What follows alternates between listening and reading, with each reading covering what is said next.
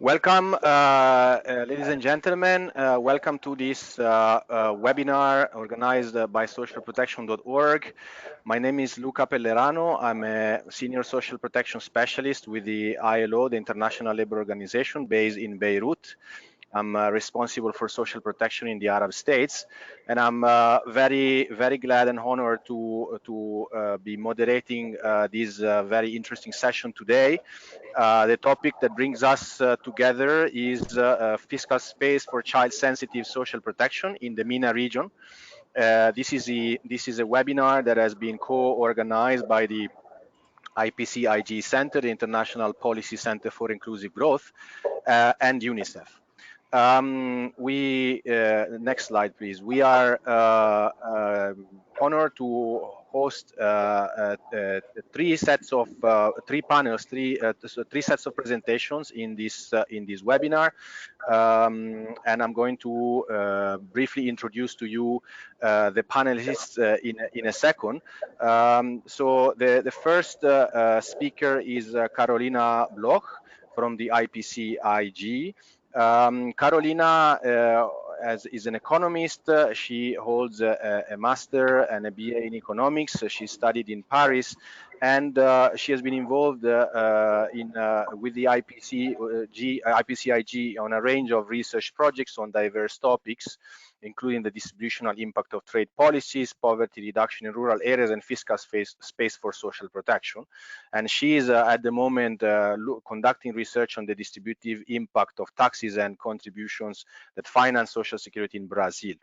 She has also worked in the France Central Bank and Institute for Applied Economic Research, IPEA, and she's going to present to us the results of a recently published study on the fiscal space for child-sensitive social protection in the MENA region that has very recently been published as a result of a collaboration between the IPC-IG and UNICEF in the MENA region. We then have a panel from my colleagues and neighbors here in Beirut from the ESCWA, the Regional UN Commission. So we have Khalid Abu-Ismail, who is a chief of the economic department and poverty section at ESCWA. Has previously worked as a microeconomics and poverty policy advisors with the UNDP regional hub for the Arab states, and he's also an economist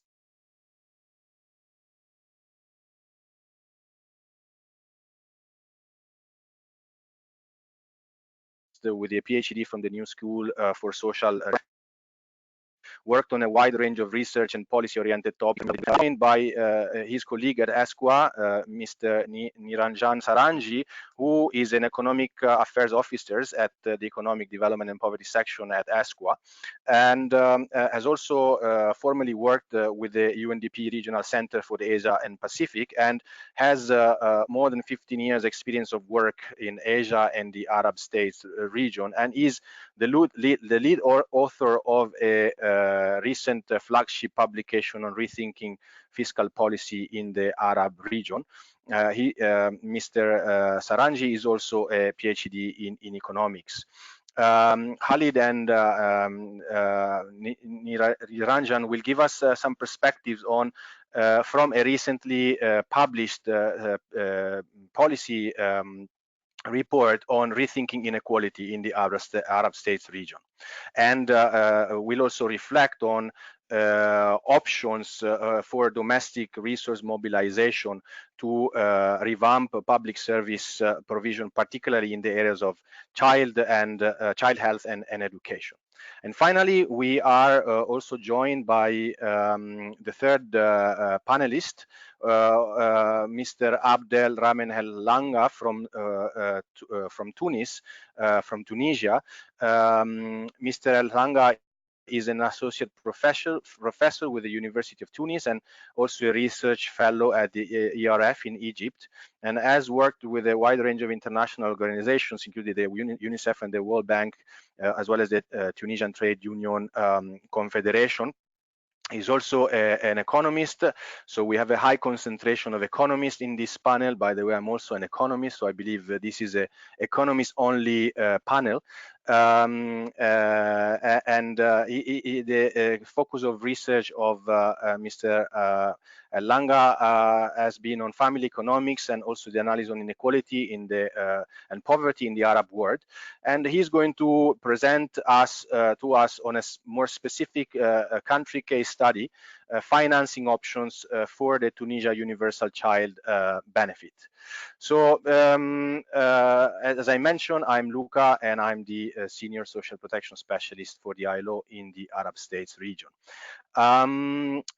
Before moving to our first presentation, I just want to provide just a quick framing for the discussion today. I believe this topic is very pertinent, very important for the region, but also globally as we enter the last decade of the UN SDG agenda, the 2030 agenda. There is an increasing concern and realization of the importance of taking financing of the SDG seriously.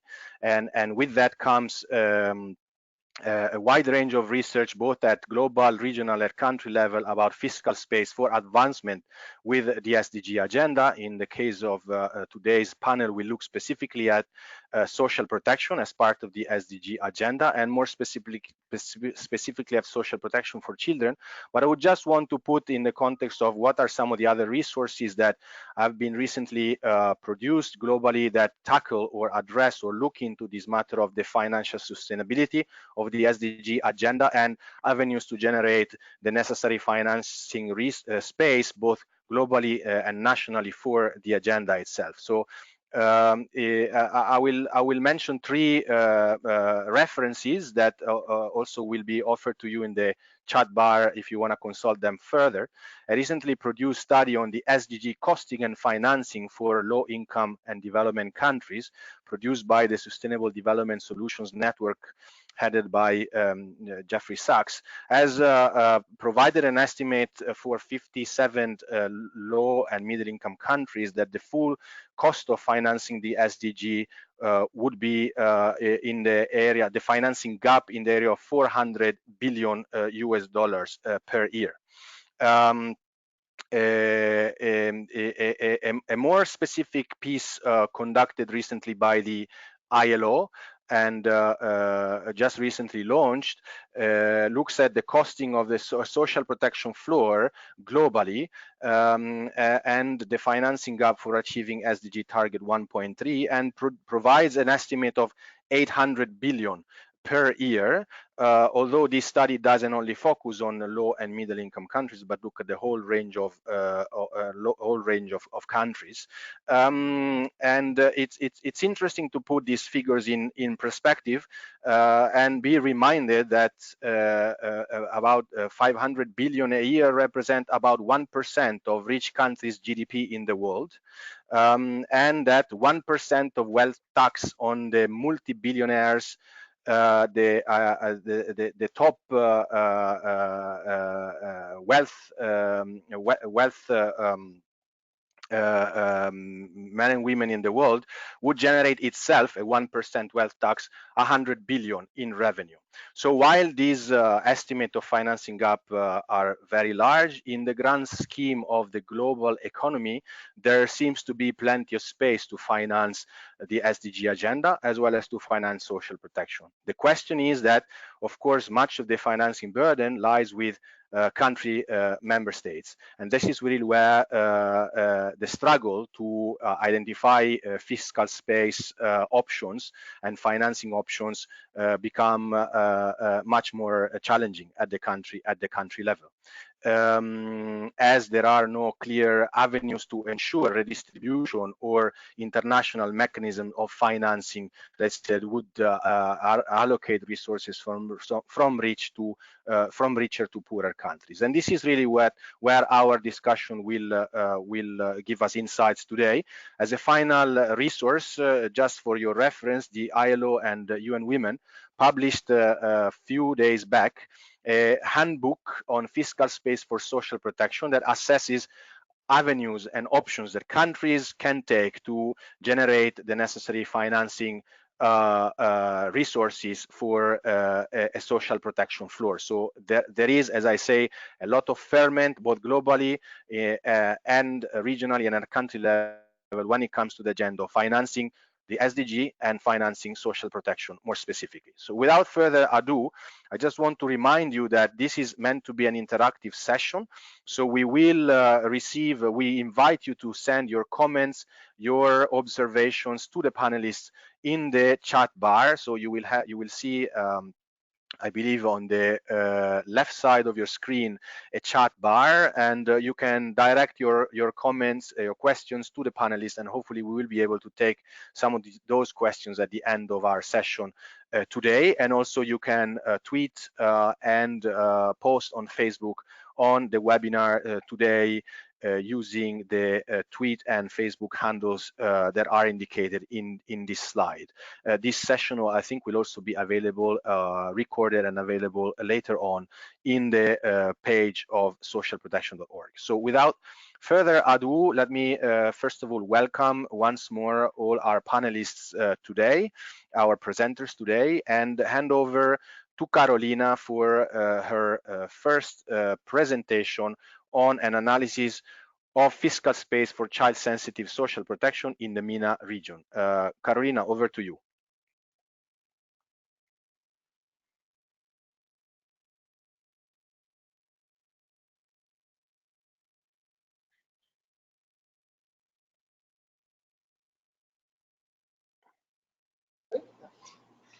Thank you. We had a small technical issue, sorry. Thank you, Luca, for the introduction. It was very interesting, and it's good to know of this new study by ILO, so I'll be sure to take a look at it. So as Luca already introduced me, so I'll be quick about it. I'm Karolina Block. I'm a researcher at the International Policy Center for Inclusive Growth. And so today I'll present some of the findings from a study on fiscal space for child-sensitive social protection in the MENA region, which I have co-written with Charlotte Bailo, Iman Helmi, Rafael Osorio, and Fabio Veras.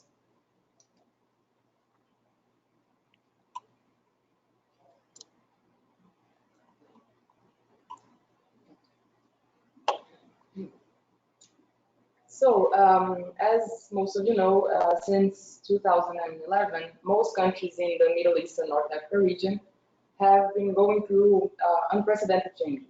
So the contexts were marked by uprisings, conflicts, humanitarian crises, volatility of oil prices, and these have challenged economic and social stability in the region. So following pressing social demands, some governments in the region responded by increasing social expenditures. And since then, MENA countries have made significant progress in reducing extreme poverty and improving health, education, and child survival rates, but progress has been uneven across the region. So high income and higher middle income countries have advanced more than lower income countries, and those impacted by humanitarian conflicts have even seen reversals in child well-being indicators. And as child poverty remains a concern in the MENA region, it's important that governments provide adequate social protection. And social protection can also play a key role in increasing children's human capital. So, for instance, cash transfers can enable families to invest more in their children's education, nutrition, and health.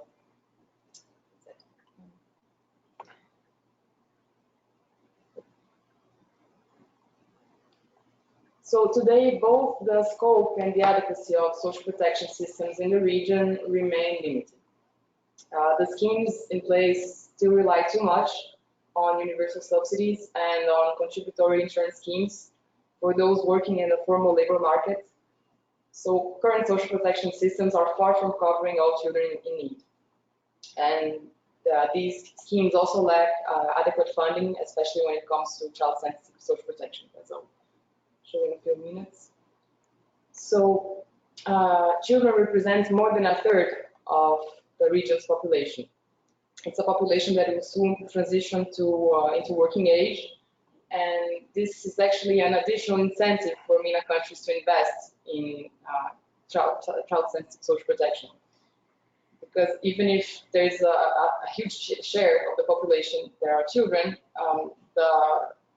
the investment of governments in social protection stands around 0.1% of GDP. So there's a huge potential. There will be a demographic dividend. It's just a matter of investing it and taking an opportunity to invest in children to, yes, take the opportunity to increase human capital in the region. So just to make my point, these are some figures from ILO, and we can see that Arab states rank the lowest of all regions when it comes to investment in social protection. There's a huge variation within the region. So, for instance, Gulf Cooperation Council countries all spend less than 1.5% of GDP on social protection, while Egypt and Iran both spend more than 10%. So this includes both contributory and non-contributory social protection.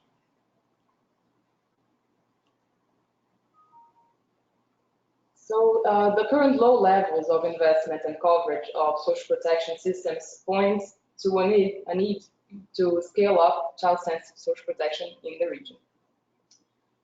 But as social protection requires funding, this leads to the question about how can countries finance such an expansion and allocate resources to new child-sensitive social protection or increase the budget of existing programs. So the focus of our study was to analyze the current fiscal space in MENA countries and explore potential ways to free up more resources to scale up social protection expenditures.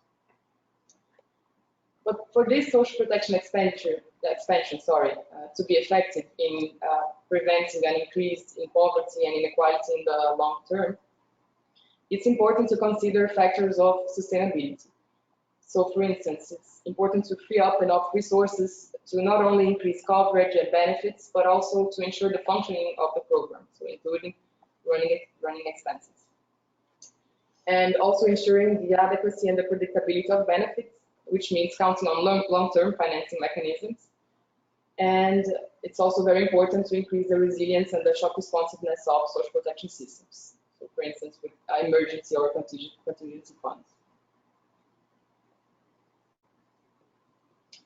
So to familiarize you with the concept of fiscal space, let's start with two definitions, one from the International Monetary Fund and one from the United Nations Development Committee. So I will give you a few seconds to read them.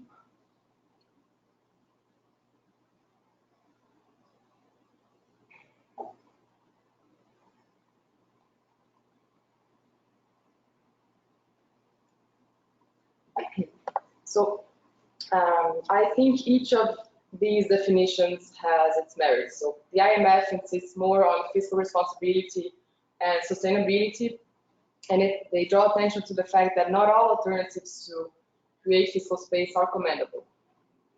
Whereas the UNDC is more flexible because they take into account other important elements of the environment, such as governance, institutional and economic environment, which are, however, sometimes difficult to measure.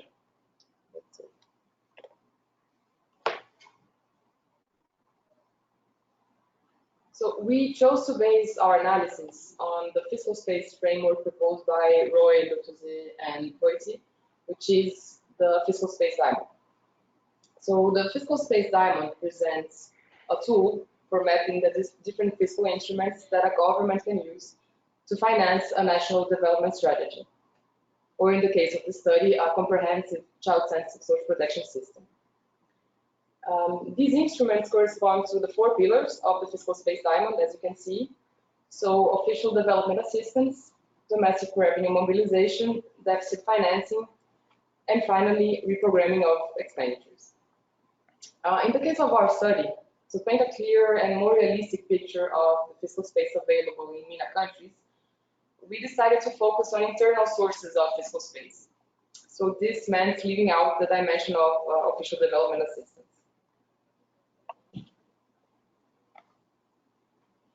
So our study proposes an adaptation of the fiscal space diamond framework. As we exclude the dimension of ODA, the visual representation of countries' aggregate fiscal space uses a triangle instead of a diamond. We were able to conduct the analysis for 17 MENA countries. We had to leave out Palestine, Syria, and Libya, as there was not enough data. For the visual representation of the fiscal space triangle, it was also necessary to just stick to one indicator for each dimension. So this meant leaving some sources of fiscal space, such as sovereign wealth funds, zakat, and off-budget state expenditures out of the fiscal space triangle, but some of these options are discussed in the report. The indicator for each dimension is a score set between 0 and 1, and it is computed so as to give an idea of the country's potential to increase fiscal space through that particular option. Here are the indicators used for each pillar. So as the main instrument of domestic resource mobilization is implementing tax reforms, we chose to represent this dimension using tax revenues as a share of GDP. So each country's tax revenues as a share of GDP are normalized by the region's maximum tax revenues as a share of GDP, which is Algeria's tax revenues at around 27% of GDP. So the indicator is equal to 1 minus the ratio of the country's tax revenue divided by Algeria's tax revenue. So just as a matter of interpretation, the lower the country tax revenues, the higher the value of the score, and thus the more fiscal space the country can create by increasing taxation. Then to compute the indicator for reprogramming of expenditures, we decided to use countries' expenditure on energy subsidies as a share of GDP. We chose this because eliminating subsidies is a common policy recommendation in the region, as part of the savings from these reforms could be used to finance social protection for children. To reduce the influence of outliers, however, we normalize the indicator for each country by the 75th percentile of distribution. So for countries spending more than which is 7% of GDP, around 7% of GDP, 75th percentile.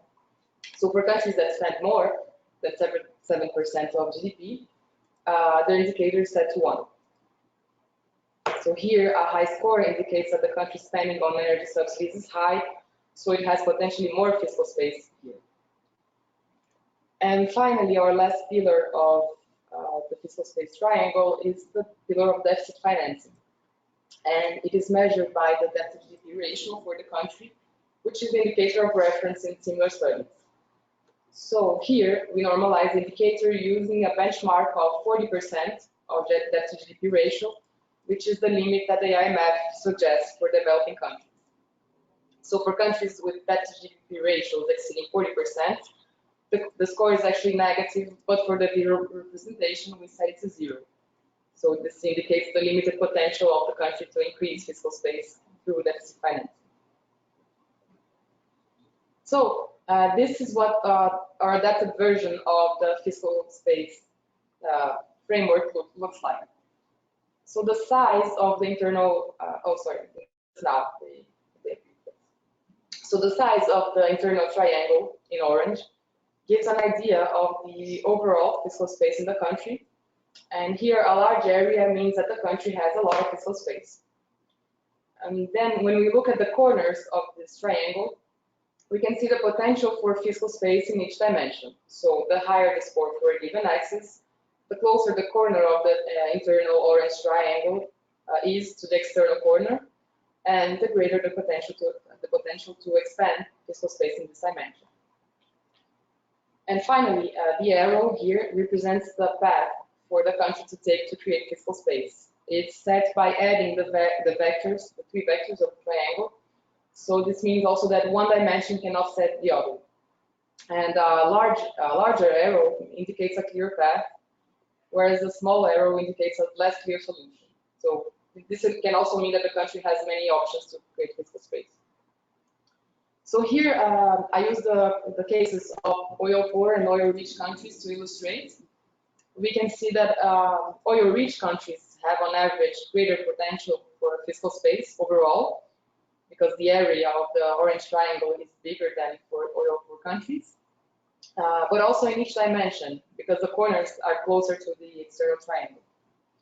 And for both oil poor and oil rich countries, the arrow points to a mix between domestic resource mobilization and reprogramming as ways to increase fiscal space. But the arrow is larger for oil poor countries because they tend to be more restricted than oil rich countries when it comes to deficit financing. So I know it seems like a lot of information, but I hope it will be clear in the next slides when I'll present the fiscal space triangles for the countries.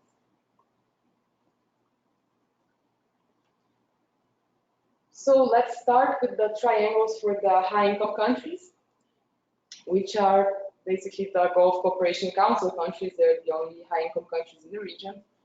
And these countries are overall in a comfortable situation because they benefit from oil rents and usually have low levels of debt. And we can see that Kuwait and Saudi Arabia, and to some extent Oman and the United Arab Emirates, have ample fiscal space in all dimensions. And all these countries have room for implementing tax reforms, essentially through broadening tax bases, but not only, as I will comment later. And for all these countries, the tax to GDP ratio are below 15%. And they all have, to some extent, potential to create fiscal space through reprogramming, and some of them also through deficit financing, so Kuwait, Saudi Arabia, and the United Arab Emirates.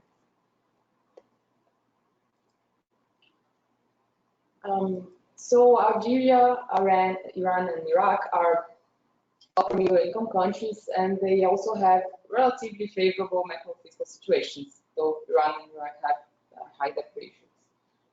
But these groups of countries, it's a good example for showing how the arrows should be interpreted. So for instance, Algeria has the highest tax rates of the region. So the way for Algeria to create fiscal space in our framework would be a mix between reprogramming and deficit financing. So the arrow points to a path between these two dimensions. Iran, on the other hand, has a lot of room for both reprogramming and domestic resource mobilization. So the arrow points towards the left between these two dimensions.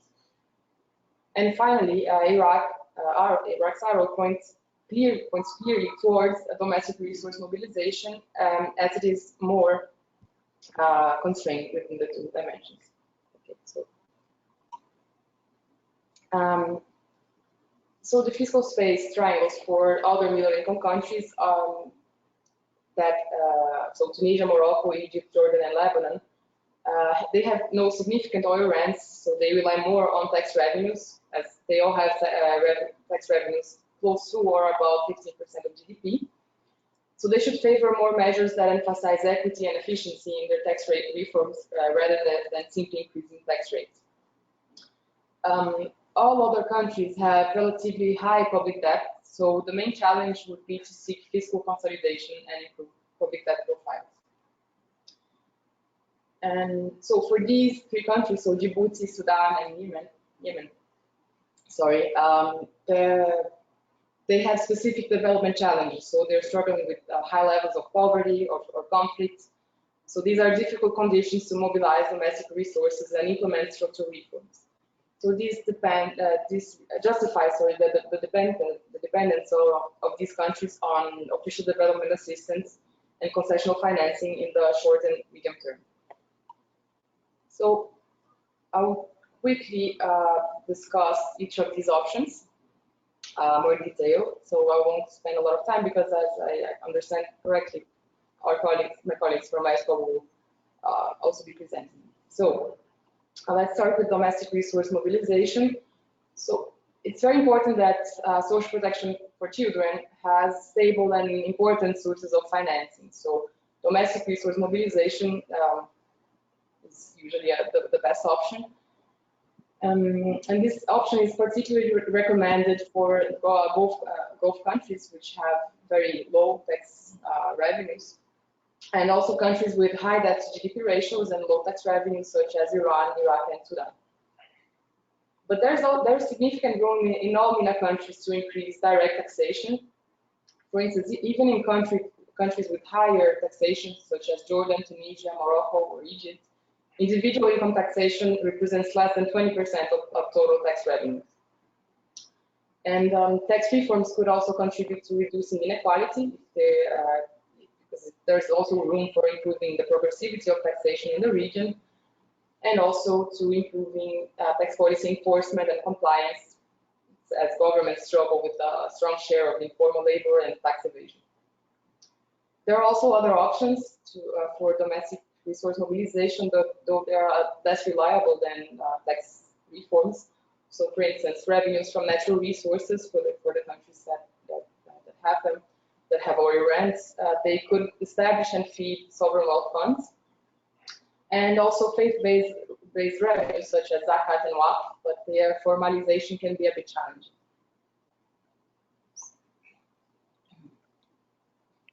So, another option would be reprogramming of expenditures. Overall, it's very important that governments systematically assess their budgets and evaluate policies in order to identify inefficiencies and create fiscal space for higher impact policies. And excessive spending on high cost and low impact policies is a problem for all MENA countries. So studies show that targeting of social policies, for instance, is not very effective. So energy subsidies in particular take up an excessively large part of the budget and have proved to be costly and regressive. And our analysis showed that Iran, Egypt, Algeria, and Bahrain, and Saudi Arabia are the countries with the most potential to create fiscal space through subsidy reforms. And just a note here that we can use any indicator that aims to assess the fiscal space that can be created to reprogramming resources.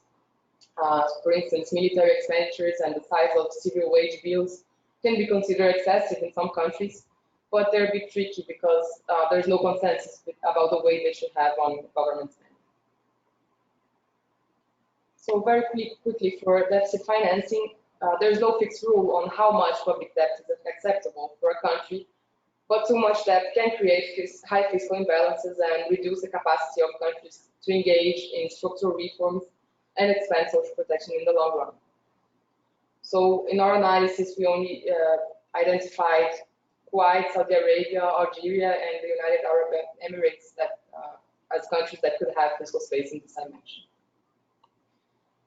And finally, I did a quick section on how to increase fiscal space in countries facing humanitarian crisis or conflicts, such as Sudan, Yemen, or Djibouti. And in these countries, domestic mobilization of resources can be quite challenging. So in these cases, official development assistance can be an option to finance social protection for children as part of an emergency response. So we can also support the increasing cost of provision of social protection in countries receiving a high inflow of refugees like Jordan or Lebanon. And the thing is, countries should not rely on ODA in the long term because it is not considered as a sustainable source of fiscal space. They are often insufficient, unstable, and not always directed to the country's most pressing development needs. So to ensure the sustainability of social protection financing with ODA, it should be in the context of where it supports a future expansion of social protection coverage based on other pillars of fiscal space. So just to wrap up, given the diversity of macro-fiscal contexts and of development models in the region, some countries might rely more on one option than on others. So countries also differ regarding the scale and the design of social protection programs, which means that the level of resources needed can vary as well. And it's important to keep in mind that increasing fiscal space is inherently linked to a country's political will to do so, its policy priorities, but also other factors that can be beyond the government's control, such as external shocks or environmental disasters. And well, naturally, this is a comparative study, but country-specific analysis should be undertaken and looking at the political, economic, and social specificities of each country. For instance, Mr. Lahga's presentation on Tunisia, I think, would be a good example. So thank you so much for listening to me today. So should you have any questions, I will be happy to answer them either now, depending on the question, or at the end of the webinar.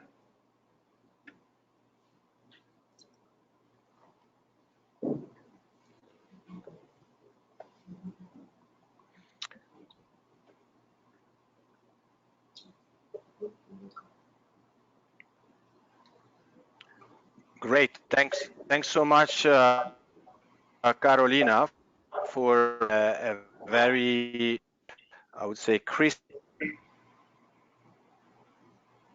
and an interesting presentation. I trying to use the chat box to send any questions addressed to Karolina, and we can come back to these questions. The other two presentations. What I really liked of the study that Karolina and colleagues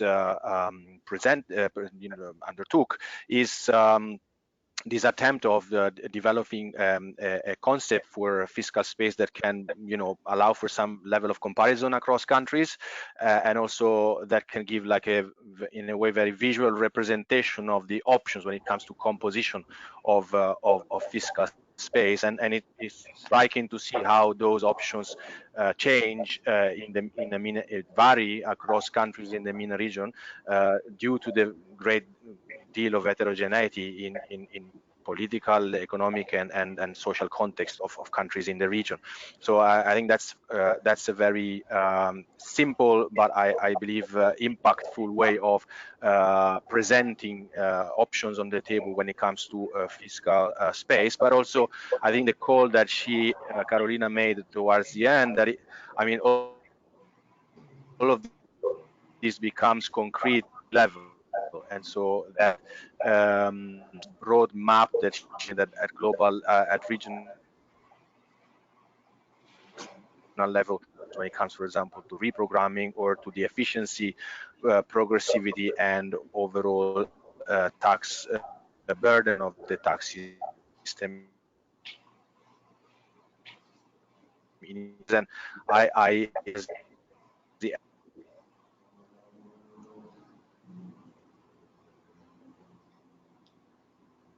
end of our Tunisia, as from ESCWA, a slightly broader spoke to us about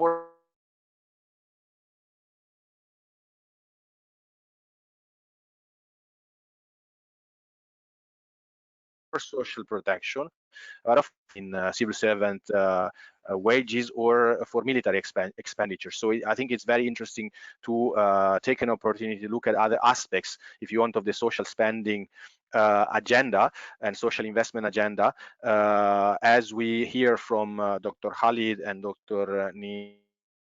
Niranjan on the recent assays in the Arab states and region. Over to you, Khalid and Dr. Niranjan. Thank you, Luca. Good morning or good afternoon, everybody, depending on where you are. Very pleased to be here, and very much enjoyed Karolina's presentation. Of course, we're no strangers to the work of the IPC, and Raj and Roy and Beauty have introduced this very simple and very effective way of capturing fiscal space. And my colleague Niranjan here will be touching on very similar issues. But let me first give you a review of some stylized facts, especially on issues related to child health and education. And I'll be drawing here, as Luca mentioned, on a report that we have recently published a week ago with the title of Rethinking Inequality in Arab States. Now, the report, similar actually to UNDP's Global Human Development Report, which was also just published or circulated a few days ago, looks at inequality beyond income. So the issue here is not to focus on income inequality per se. It's important, but we are more interested in inequalities in non-income space. The work is actually building on a previous study that was done with the League of Arab States, Oxford Poverty Human Development Initiative, UNICEF, and ESCWA 2017 Multidimensional Poverty Report, which allowed us to examine poverty in 12 Arab countries. You can see here on the screen the countries, you can see the surveys, and you can see the survey dates. Most of these are demographic and health surveys, so they do not include income, but they do have a measure of wealth. And the idea is to look at inequality here from various dimensions. So we're not just looking at inequalities between rich and poor, even though that is the focus. We're looking at inequalities also spatially. We're looking at inequalities between genders, and we're also trying to look at inequalities in outcomes, the observed inequalities that we see, and in terms of opportunities. So how much of these outcomes can be explained by opportunities beyond someone's control? Very simple introduction to this issue. What has been happening to both achievements and the differences between countries, so in between country inequalities? Well, the general story for the region is that there has been progress. There's been significant progress since 1990 in life expectancy and mean years of schooling. You can see that, life expectancy jumped on average from 65 years to almost 72 years in 2017, the latest data for which we have. There are gaps, of course, between the low human development groups and the high groups. But generally speaking, we can see the progress has been moving in to close these gaps. Now, that's not the case for the case of mean years of schooling with the low human development group, which includes Syria. And you can see here that the impact of conflict has been such that we can see a little bit of a divergence after 2010 between the group of countries that includes Sudan, Mauritania, Syria, and Yemen, and the remaining of the countries. So achievement, yes, on average, but not for all countries. So the poorest and richest countries and may see some significant differences. What about inequalities between rich and poor? What you see here on the scatter plot is a diagram that tries to plot achievements in various indicators. So each point represents an indicator for each country. On the y-axis, you see the level of average annual change in that achievement. On the horizontal axis, you see the inequality. So you have the upper left quadrant where most countries are clustered, representing higher achievement and less inequality. That's exactly what we want to have as a policy outcome. And to give you an example concretely, Mauritania's secondary education completion rates has been rather spectacular, with almost 10% average annual reduction in inequality and 8% average annual achievement. Some countries didn't achieve inequality reduction, but most countries have had achievement. The story here is the one, I think, which is positive, that most countries have actually managed to reduce inequalities between rich and poor, and at the same time have achievement in the majority of indicators. Of course, not all countries. You can see Libya, in the case of stunting, you've had an increase in inequality and lower achievement at the same time. But the report essentially says that there have been notable reduction in inequality. So and that's actually most remarkable in the case of youth secondary completion. So the ratio between richest and poorest gaps in secondary education in the early 2000s was sixfold. So you were 6 times more likely to have completed secondary education if you belong to the richest quintile than the poorest in 2000. In 2018, or the survey year closer to that, that gap has been reduced to by half, to almost 3 or 2.5 times. And the same thing happens for all the other indicators. So again, rich to poor gaps have been reduced. And that's also what we observed from the Human Development Report, global comparisons. You see that most Arab countries here lie in the medium of the scatter plots, basically indicating that the reduction of inequalities and their achievements have been not remarkable, but not the lowest when compared globally to other countries. Gender gaps have also been closing. They've been closing in infant mortality. They've been closing in average years of schooling, primary completion rates, and the percentage of children that have never been to school.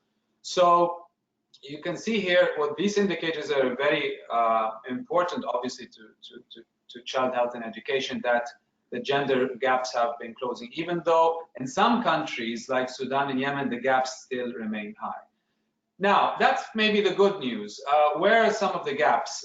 Despite these gains, inequality between rich and poor remains to be highest worldwide as a level. So when you look at the Global Human Development Report, the Inequality and Education Index is much, much higher than the global average. 22 for the world average is 32.6 for the Arab region in terms of education. Also, when we correlate between multidimensional poverty index that we had in this report and the level of inequalities, whether in outcomes or in opportunities, we'll see that the countries that bear the burden, the highest burden of inequality between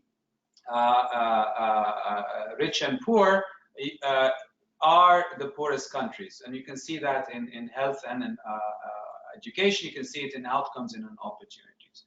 Also interesting here is that when you try to measure multidimensional inequalities, so we're looking at, for example, the families that belong to the poorest quintile and whose head of education household has head of household has an education level, of less than primary, you'll see that there are still huge gaps between countries, and in some countries these gaps are increasing, like in Jordan or in Morocco.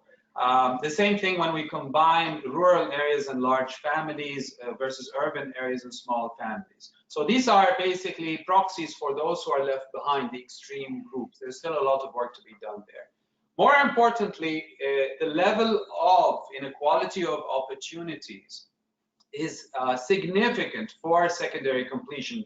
Remember, my story earlier was that this is where the region has reduced outcome inequalities the most, but it has not achieved similar reduction in inequality of opportunities in secondary education. There lies the paradox of this detachment between outcomes and opportunities for the region.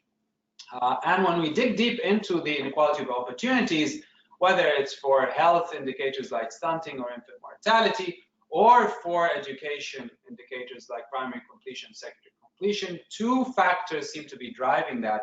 Basically, the wealth of a family and the education level of the head of household. My apologies for the labels not showing correctly. So to conclude my part of the presentation before I hand it over to Niranjan, yes, there has been progress. Yes, inequalities have been reduced, especially between rich and poor, but the level of inequality, especially in education, is very high. And we have this detachment between what's happening at the outcome level and what's happening at the opportunity level.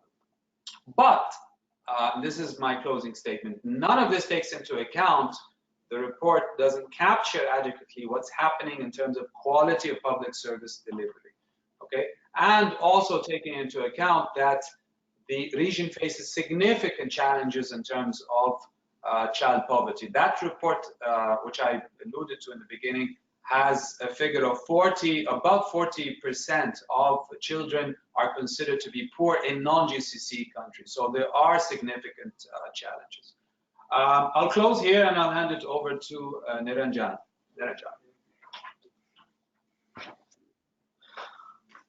Thank you, Khalid.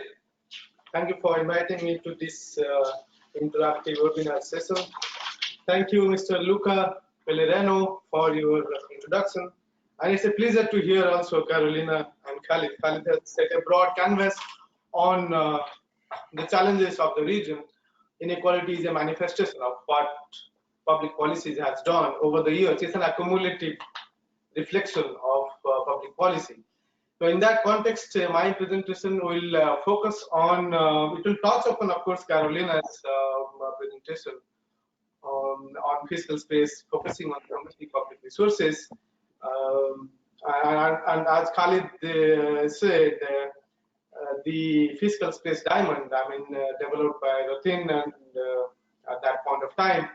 After the SDGs, I think maybe Karolina will revisit the diamond, or there is a fiscal room that's suggested by the SDGs, Addis Ababa Action Agenda Framework, which takes into account financial, non-financial, public, private, and blended finance, innovative finance. So it's no longer restricted to 3 or 4 dimensions, but it has many dimensions. However, the work is a starting point to assess fiscal space, particularly on specific dimensions. However, let's move on to my presentation, where I will reflect on financial resources, particularly focusing on taxes and a little bit about the illicit financial flows, debt, and ODA resources, how it is binding on the region's policymakers, both as an opportunity and as a challenge. I think the perception is that the Arab region is rich, the Middle East is rich, which is now after 2014, it's seen a different picture. You can see the first brown line, which shows that the total revenues to GDP is high, are the highest in the Arab oil-rich countries. And it was even more than the European Union's tax to the total revenue to GDP. But the middle-income countries are almost equivalent. The revenue to GDP is equivalent to those of sub-Saharan Africa. So the huge disparity between the oil-rich and the oil-poor countries in the region, in terms of total revenue to GDP. And total revenue, once upon a time in the oil-rich countries, was above 100% of the total budget, but no longer it is. After 2014, they are all in deficits. And only recently, a couple of countries are getting out of deficit. Many countries are using debt financing as a strategy as well. In the oil-poor countries, of course, deficit financing is a strategy and they are pursuing. But the point here in this is that the region is very diverse in terms of mobilizing total revenues, and there is it's seen as a challenge for the middle-income countries, but that also shows that there is an opportunity perhaps in raising the tax to GDP ratio, at least bringing it to the par of the emerging economies, which is around 20–25%. Having said that, Morocco and Tunisia are also very good examples in the region in terms of raising resources through taxation, which is at par at the global average. As you can see from the right-hand side of the graph, the top 2 lines are Morocco and Tunisia, which is at par with the global average. In the middle, there is a line which is with the triangle marker, which shows the average for the oil-poor countries in terms of taxes to GDP ratio. And it's less than the average of any emerging economies or the global average. We know the oil-poor countries, oil-rich countries, they do not depend on taxes as a major source of revenue. So taxes constitute very low, less than 5%. In some countries, it is around 1% of the GDP. But Algeria and UAE are the exceptions. They are exceptions, but the tax revenue is mainly from the petrochemical industries. So again, they are reliant on those oil sectors to raise revenues. Look at the composition of tax revenue here for the middle income countries in particular, because those are the countries who rely more on the tax resources. So it would be important to understand how they raise revenue. Over time, I mean, the figure shows over time the different types of taxes. So there is personal income tax, corporate income tax, property tax, goods and services tax. You'll find over time that the reliance on goods and services tax is much more than the efforts put under individual income tax or corporate income tax. barring little improvements in Tunisia and very slight improvement in Egypt, is not much. In the top tier, tax rates actually have not changed in these countries for a long time, income tax rates. Similarly, the corporate tax rates have not changed in all these countries as well. So the room for raising revenues through direct taxes is very limited. What they have tried is basically expanding the tax base in recent years. Reduce the lower threshold so that more people can be able to pay taxes so that it can raise revenues. And these kind of policies have also paid back adversely. The other type of effort has been to increase revenues through value-added taxes. I mean, there are a number of examples in the region who have shifted to VAT, including in the GCC. And among the middle-income countries, Egypt, Jordan, Tunisia, all have tried to reform their VAT and increase resources through VAT. So these kind of efforts also have a distributional consequence. Distributional consequence is when you are not able to raise revenues by taxing the rich, and rather raising revenues by spreading the burden overall, then obviously it's more regressive. And that can be seen from an example of the Jordan's distribution of tax burden. We looked at the data of household expenditure survey for 2008, 10, and 13. And you see the tax burden increases.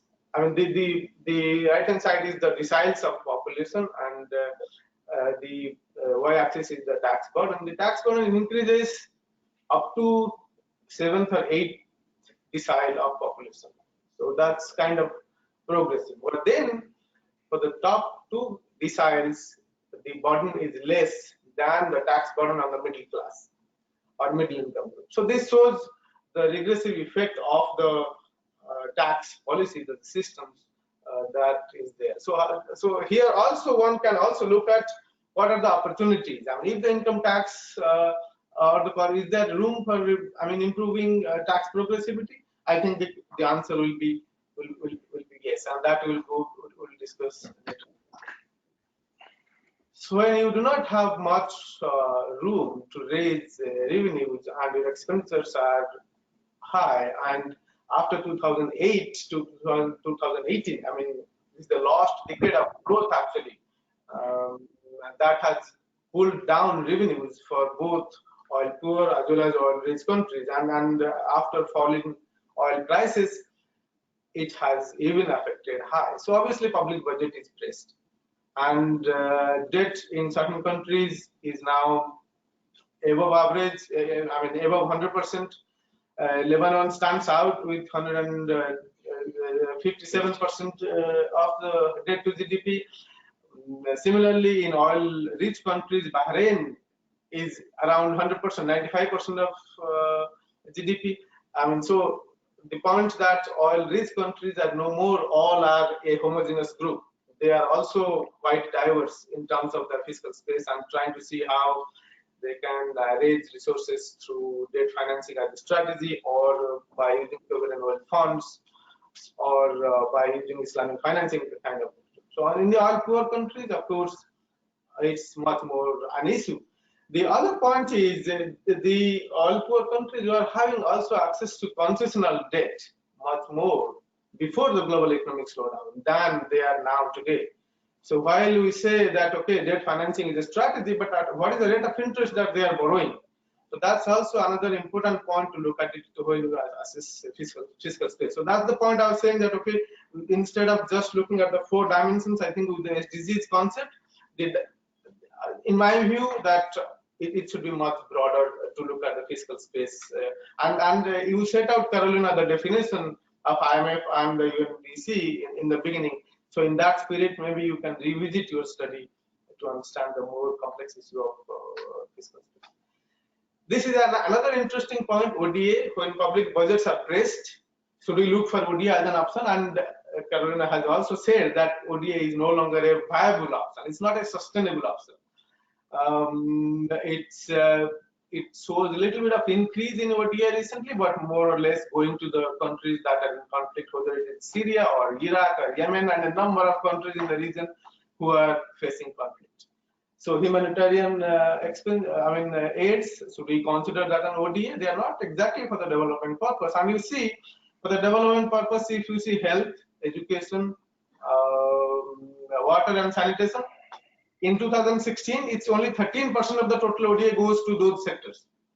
Other money goes to either humanitarian or into energy sectors, those kind of things. So obviously, the sectors that matter most for the SDGs, it's not perhaps that's not attracting ODA that. Quickly to also inform you that the region has lost FDI significantly. In 2008, it was at the peak of receiving something like $88 billion. Now it is down in 2018 to $18 billion. And if you look at the amount of ODA that is receiving and the FDI inflow and combine it, and you see the illicit financial flow from the region that is going out of the region, so they outstrip the total official ODA and the FDI that the region is receiving. So that is something definitely wrong and needs to be corrected to attract resources to the region. So instead of being a capital outflight, rather how financial market can be developed to attract FDI is extremely important. Public resources will never be sufficient to address the aspects, the challenges that Khalid has highlighted, and it requires much more strategic efforts.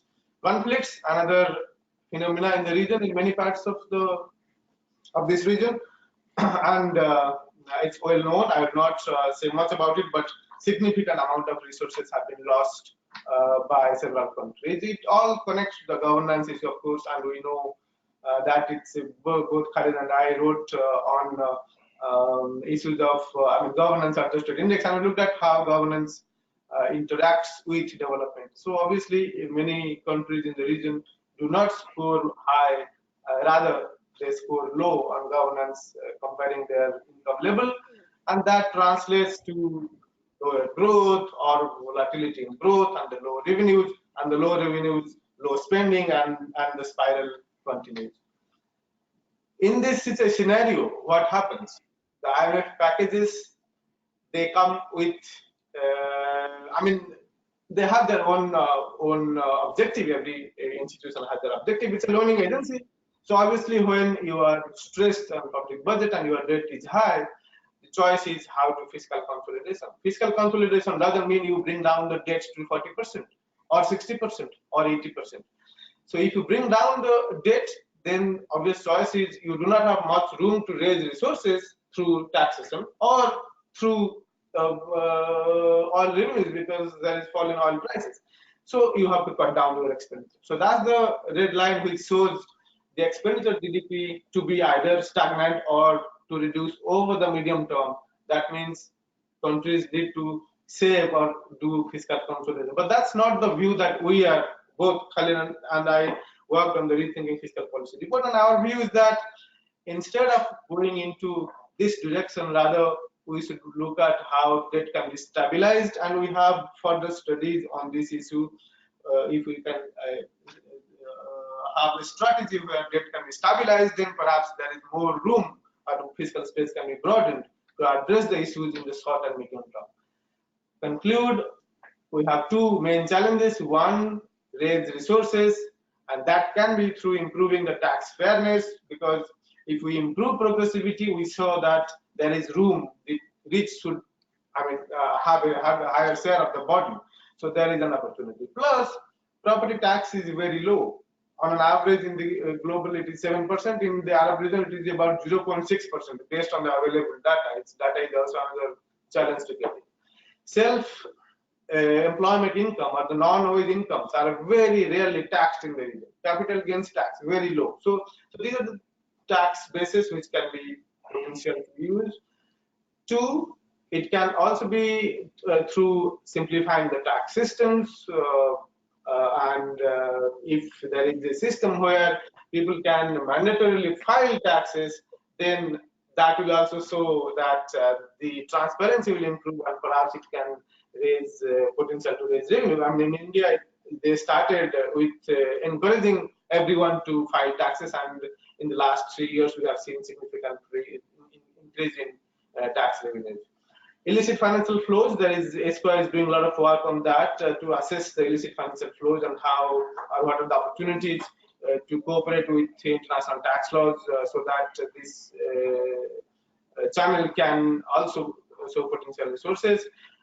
Plus, the oil-rich countries also need to improve their fiscal space through diversifying and see other opportunities and see other innovative finances, including debt finance.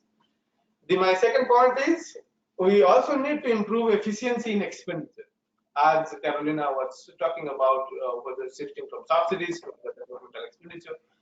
And that also requires a greater monitoring of the expenditures of the budget.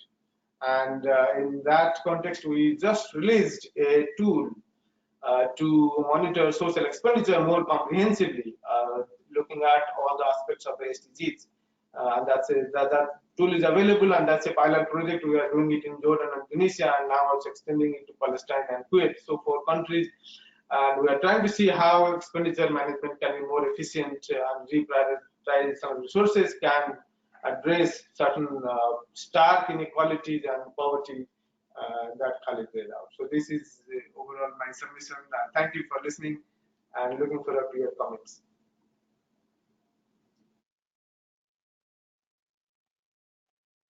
Over to you then, Luca. Great, thank you so much, Khalid. Yes, thank you so much, Khalid and Niranjan, for a very insightful presentation, really on two aspects. One, to somehow appreciate the scale of investment still required from the perspective of children well-being, access to inequalities, particularly in terms of inequity in opportunities, and the call for need to continuously focus not only on the social protection side, if you want, the demand side, but on the supply side, and therefore not only access but quality of services. So that's really sort of a broader realization of the interconnectedness of the SDG goals and the SDG agenda, and the need to generate a comprehensive, a coherent financing strategy around that. And then really in the second part of the presentation, drilling down to sort of unpack some of those components of the fiscal space conundrum that Karolina had presented, with a lot of insights as to the composition of the tax systems, strong call for a space in terms of a better definition or a better role for different components of the tax system, focus on progressivity and fairness, but also to think beyond the 3 dimensions. I mean, to think in a more multidimensional manner at this matter of fiscal space, including in consideration of aspects such as illicit financing flows, expenditure efficiency, etc. I hope we can come back to some of these points. There is a lot of meat in all these presentations in the discussion, and I once more invite colleagues online. We're now about 35 people in this virtual room, so let's use it as a room. Let's use an opportunity for all of us to interact and exchange. So please share your comments, your questions. You have started receiving some already. But before we open up for a few minutes of discussion, I will hand over to Abdel-Rahmen to give us his perspective and the perspective of Tunisia on this topic of fiscal space, with a specific application to the child grant, child benefit in Tunisia. Over to you, Abdel-Rahmen.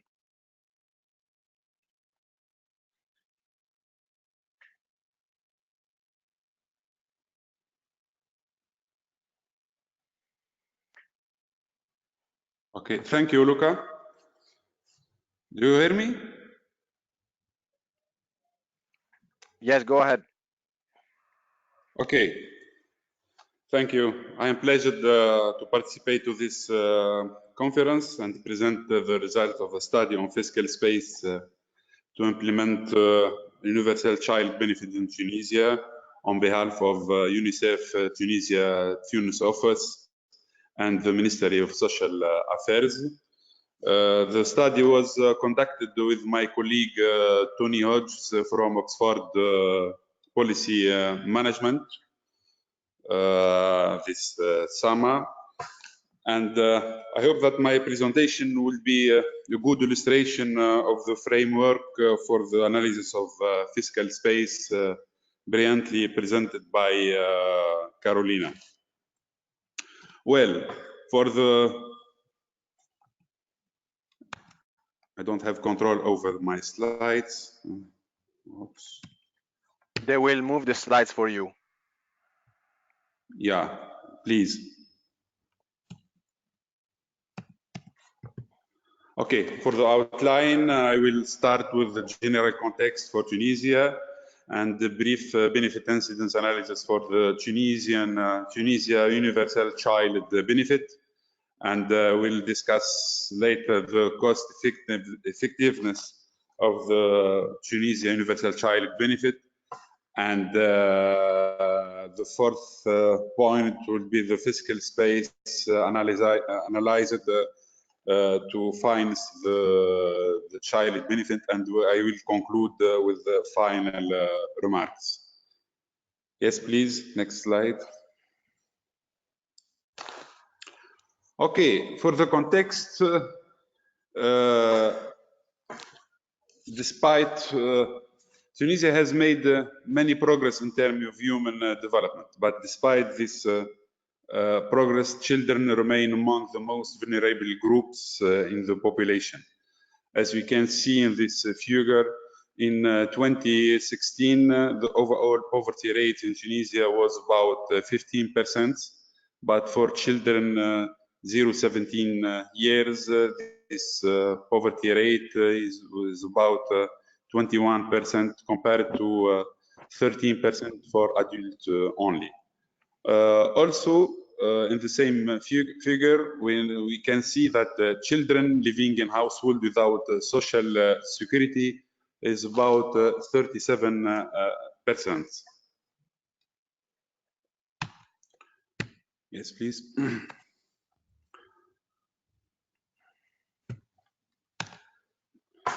In terms of social coverage, only 38% of children receive family allowance from the contributory system, and only 3.5% of children receive school allowance from the National Program for Needy Family.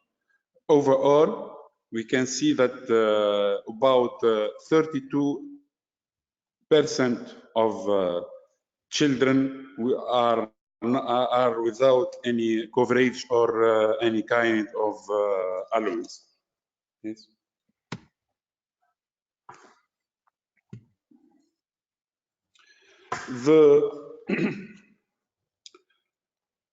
The proposed universal child benefit is highly poor approach due to the high concentration of children in the poorest household.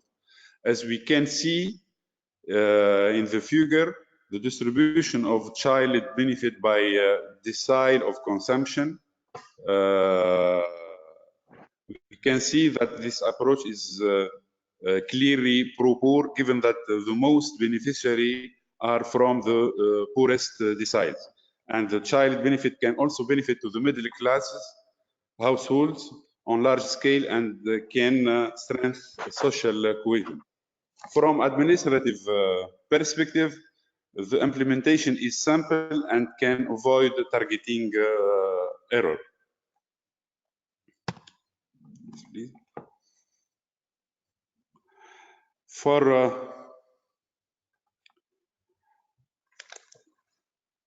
now, concerning the cost effectiveness of this child benefit program, the Tunisian Universal Child Benefit will reduce child poverty at much lower cost than subsidies. our simulation show that the cost of reducing the incidence of child poverty by 1 percentage point is clearly in favor of the universal child benefit. As you can see here,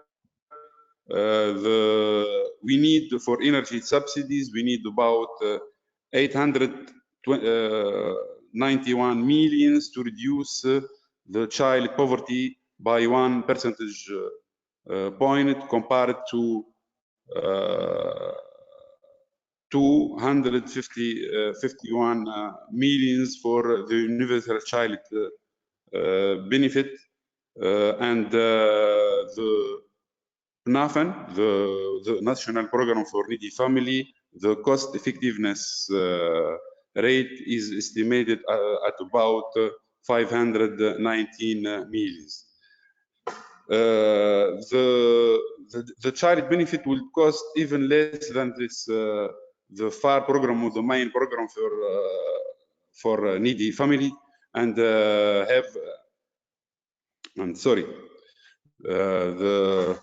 child benefit will cost even less than the PNAFN to have the same effect on child poverty, due to the low presence of children in the PNAFN households. Yes, please. Oops. Next slide. For the cost of the child benefit, we simulated two amounts and two scenarios. We simulated, the first scenario simulated is about $61 per child and per year, and the second scenario simulated was about $122 per child and per year. And also we simulated different implementation scenario covering the different age group. All the child benefit will cost about for the first scenario with $61 will cost 0.29% of the GDP, and for the second scenario the child benefit will cost about 0.87% of the GDP, with a progressive implementation between 2020 and 2024. An implementation period was about over five years.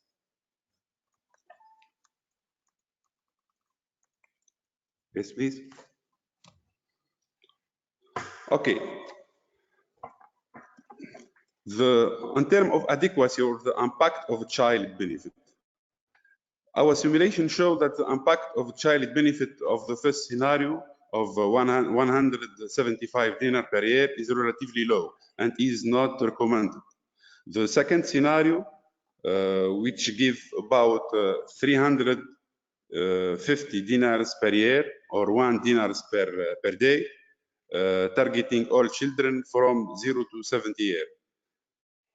With this amount of benefit, this will increase the consumption of the first decile by about 11% for the poorest decile, 6% for decile 2, and 5% in decile 3, over 3.2% for decile 5.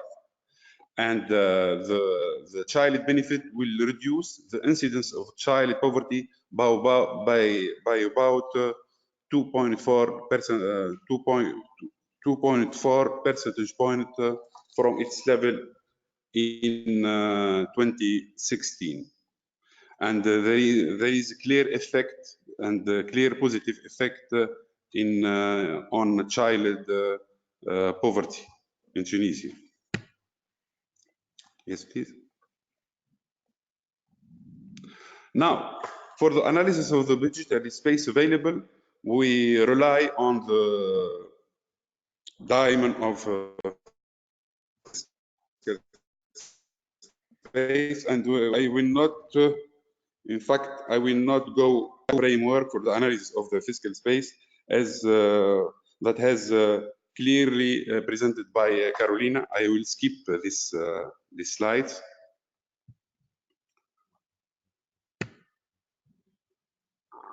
Okay, the first dimension for the fiscal space is the increase of government revenue, and which will be driven mainly by the growth and the recovery of the growth for the next 5 years. And we expect that growth will increase, the GDP growth will increase from 2.7 in 2019 to about 4% in 2024. This is the first dimension of the revenue increases or government revenue increases. Yes, please. The second dimension will the reallocation or the reaffectation of public expenditure. Two main expenditure components will be reduced in order to allow an overall reduction in the expenditure from almost 31% of the GDP in 2018 to around 29% in 2024. To create a fiscal space to other priority, in particular investment on social expenditure.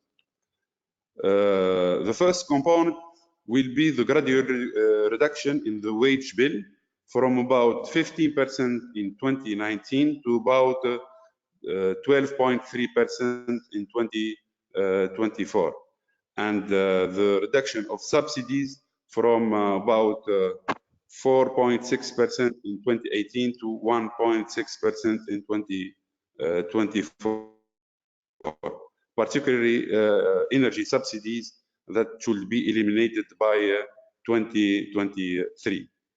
On the other hand, the increases of the debt burden will reduce the fiscal, this created the fiscal space, as debt interest will remain of an upward trend, rising from 2.7 percentage point of the GDP to 3.7 by 2023. Concerning the other dimension of the fiscal space, yes, please. Next slide, please. Concerning the other dimension, that currently in Tunisia, the grants are very small and they represent about 0.2% of the GDP, and the projection indicate that that will be reduced to less than 0.1% of the GDP. And the last dimension, the debt, effort to consolidate public finance have already reduced the deficit, and its financing from 6.7% of the GDP in 2017 to 3.8% in the 20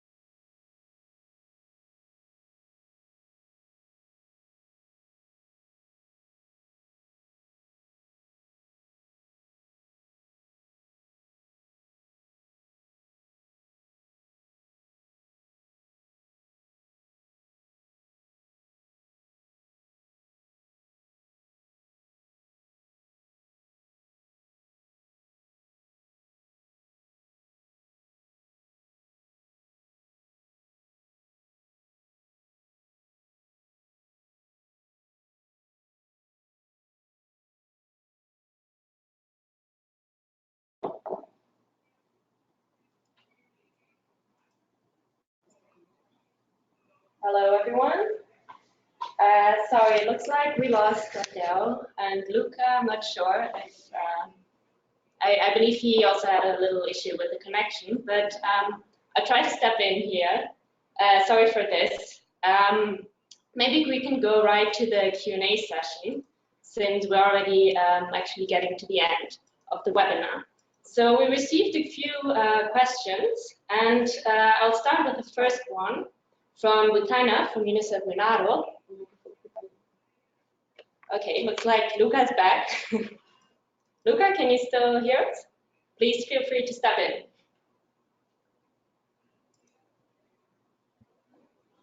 Yes. Okay. Yes, thank you. So I hope you can hear me, and indeed, let's move to some of the questions that we have received. Thank you, Charlotte, for stepping in. We had a technical issue, but we have received some questions, and I think the presentation from Abdel wasn't complete, but I think we got the gist of the menu of options that were considered in the case of Tunisia to finance the child grant proposal. So one question, two questions actually from Butaina, they both revolve around the topic of taxation. So for Karolina, it would be good to hear from you, but also this could be extended to other speakers on the feasibility of increasing taxation in countries ongoing major civil unrest, given political sensitivities. And I think that also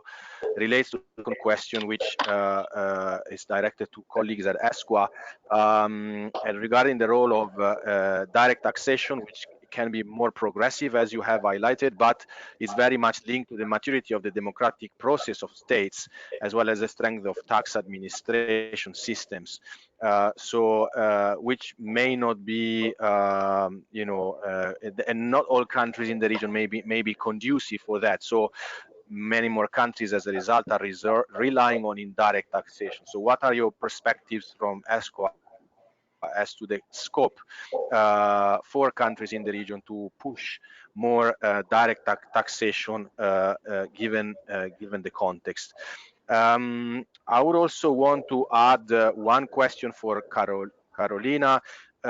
Your analysis is very informative from the perspective of, if you want, the composition of the fiscal space, what could be the mix of different sources, but what about the absolute size of the space? Because I reckon the size of the diamond or maybe very different, no matter what the.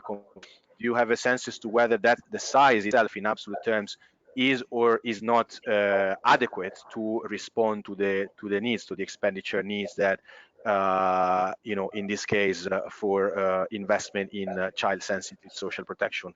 I believe that would be an interesting dimension to bring in the analysis. And maybe one question also for colleagues at ESCWA. You brought in a way the mention of the or in cross-country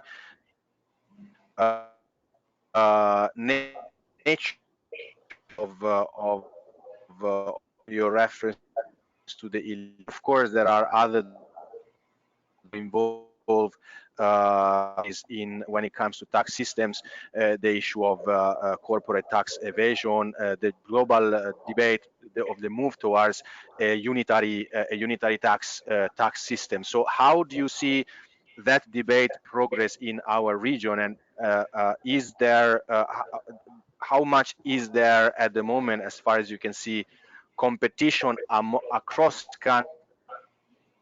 countries for, let's say, more tax regimes, particularly to attract investment, which somehow prevents of a leveling playing field when it comes to a more, if you want, uniform resource mobilization base and financing base, which could very much serve the SDG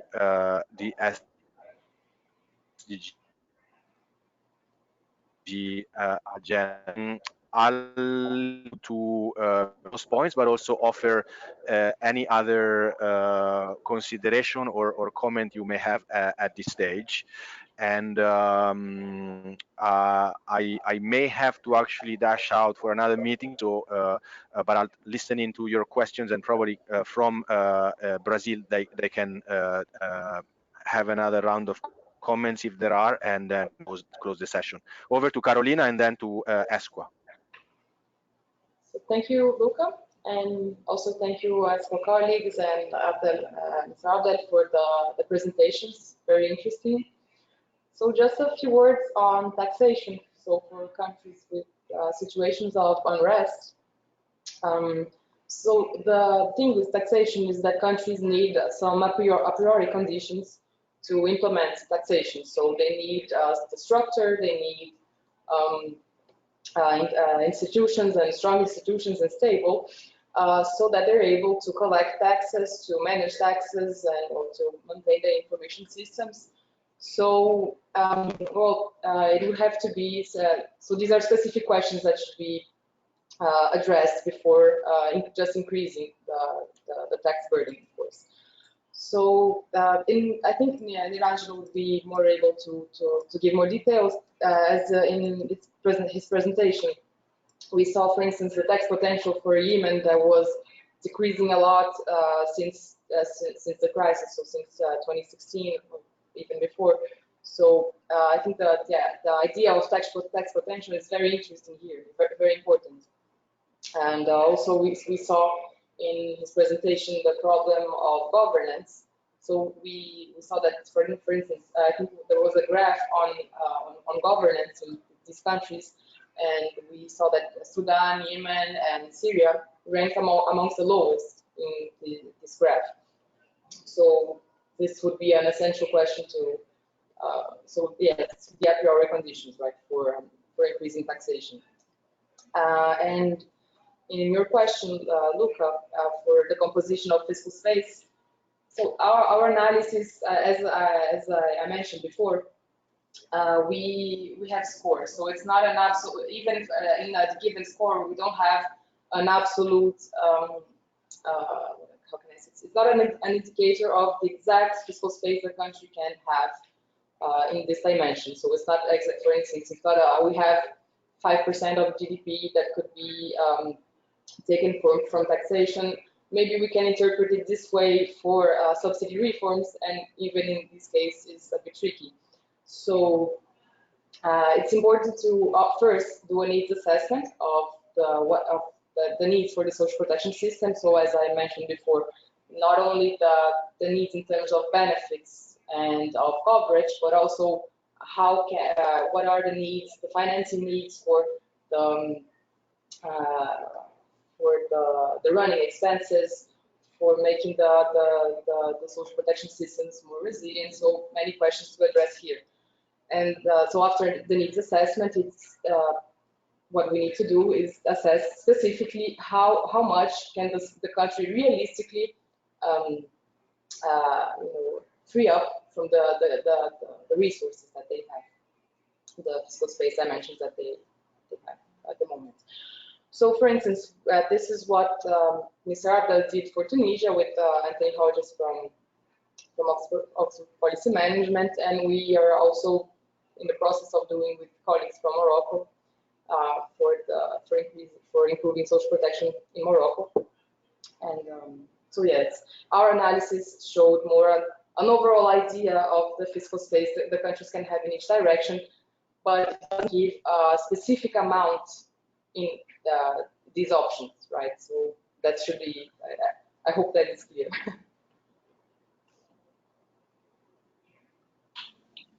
Okay, so let's hear from.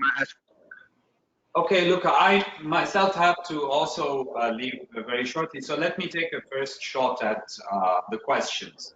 Obviously, we cannot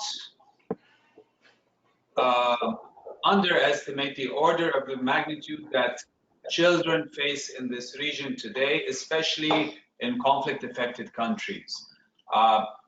Syria and Yemen, for example, if you were to look at the development gains that were lost over the past few years, it would be in the order of magnitude of decades. So, for example, Yemen in terms of primary education and secondary education in the year 2000, actually they were doing much better than many other LDCs worldwide.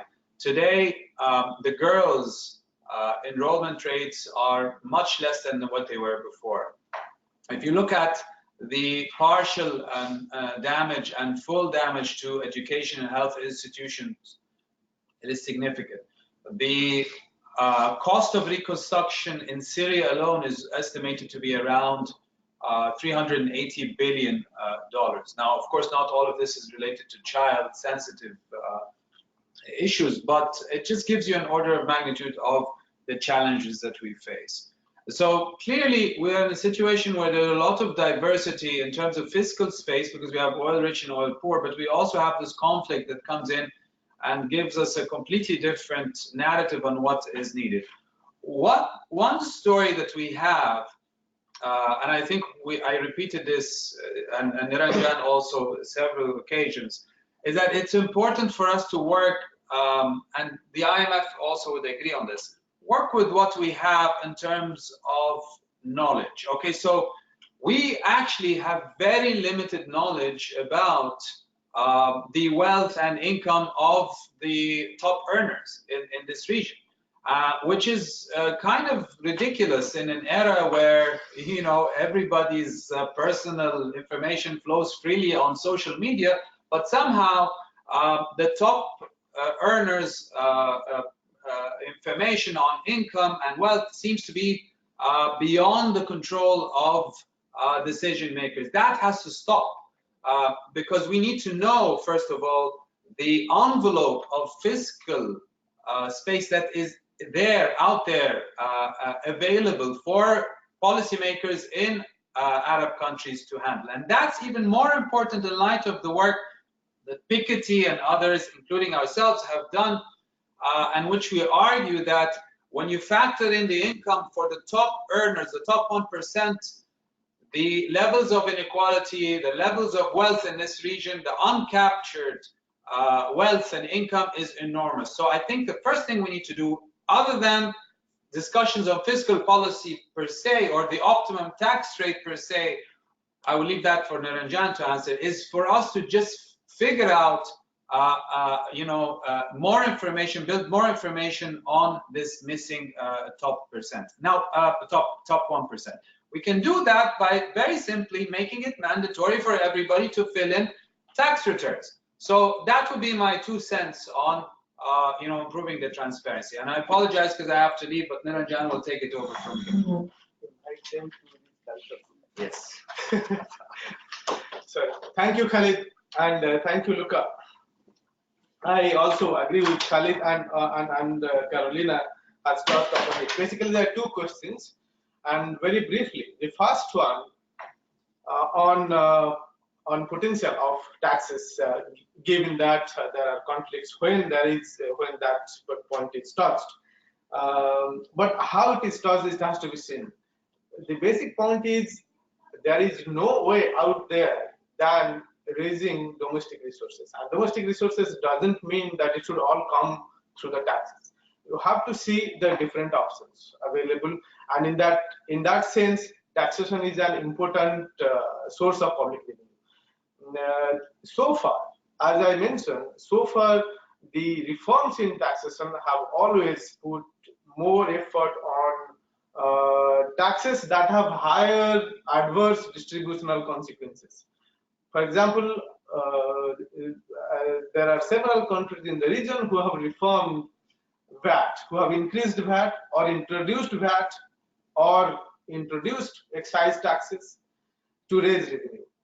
And the last example was Lebanon, where they also wanted to raise revenue through WhatsApp tax. So obviously these have adverse impact, serious distributional consequences, and immediately touches upon the middle and poor income group.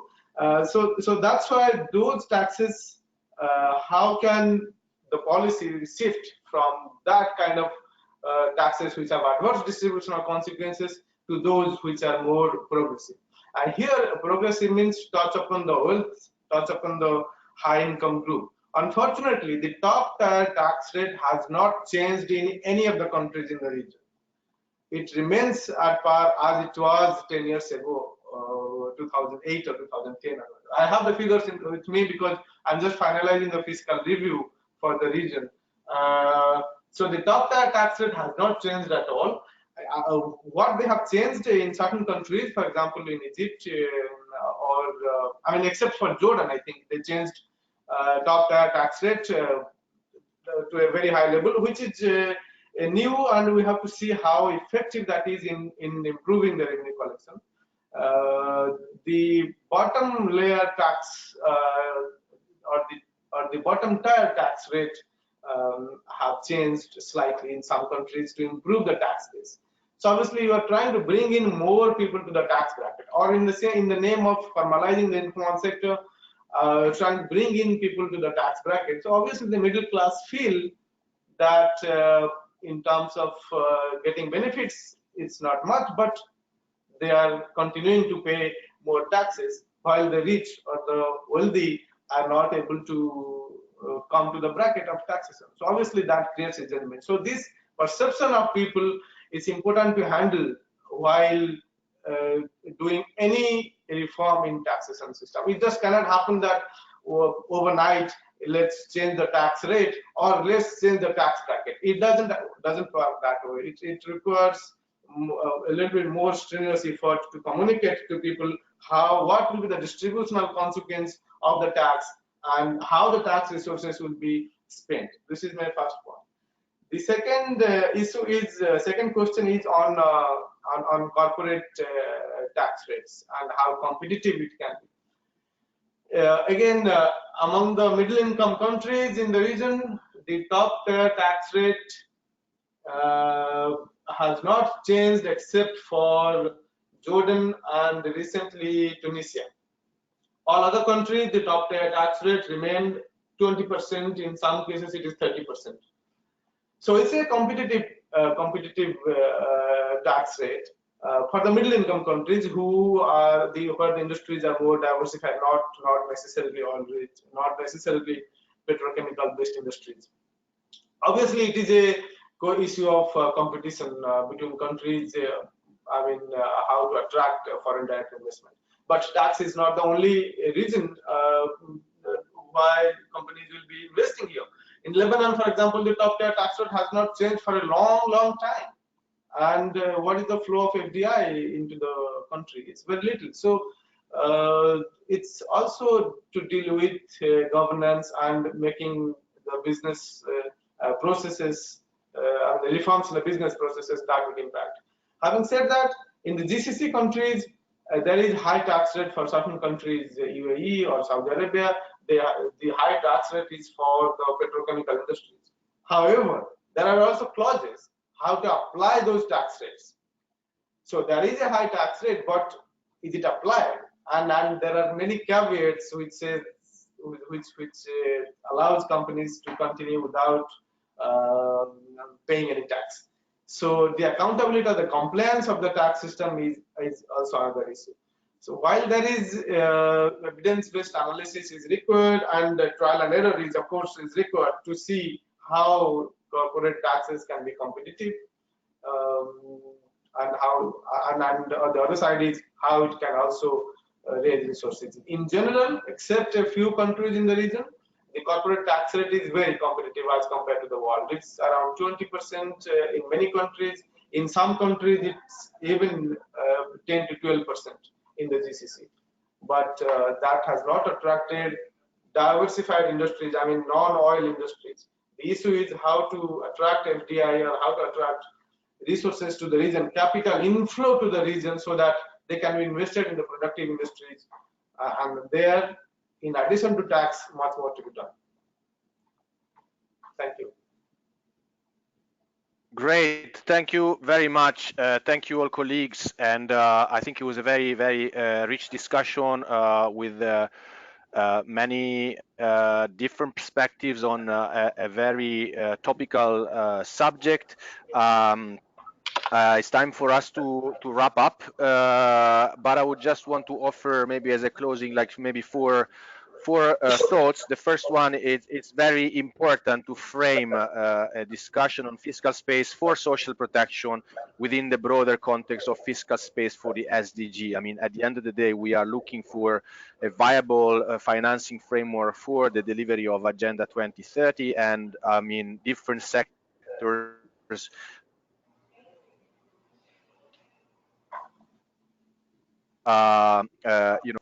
financing approach to the whole agenda, or otherwise it's really a trade-off between social protection and investment in health or investment in education, which is effectively a zero-sum game. The second, we've heard a lot about opportunities and the need to put focus on domestic resource mobilization options, with a strong focus on the reform of tax systems to enhance, expand the tax base, but also improve tax compliance, starting from the perspective of information, for example, on wealthy individuals, but also invest on a more diversified tax system, which puts progressivity at the center. And on this, I would like to add a point that I think for us social protection practitioners is very important to bear in mind, that different financing modalities have distributional effects. I think we just mentioned that, but I know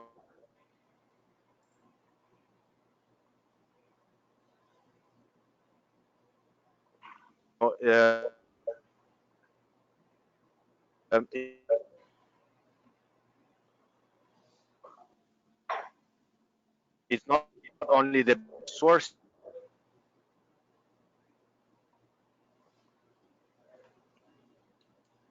or so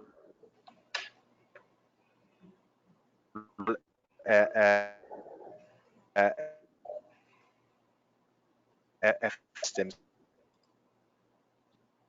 So I think as we only modeling financing distributional effects. And the final point, or the final question that I want to leave you with, really fully rule out a concept of solidarity or an international cross-country social.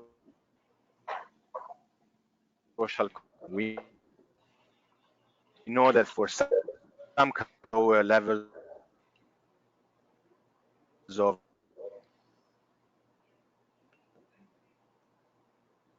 economic development and resource mobilization around and we know when we look at the SDGs is a matter of political will, and that again, in order to make our tax systems and revenue generation mechanisms more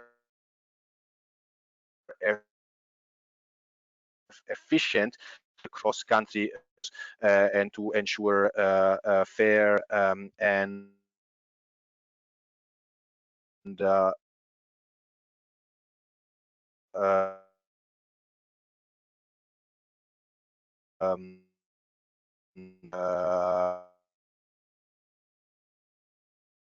it is also a regret to somehow evade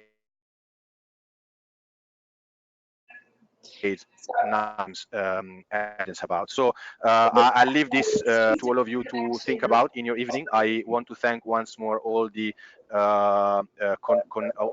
colleagues for their participation, and I wish you a good evening, and looking forward to seeing you at the next webinar. All the best.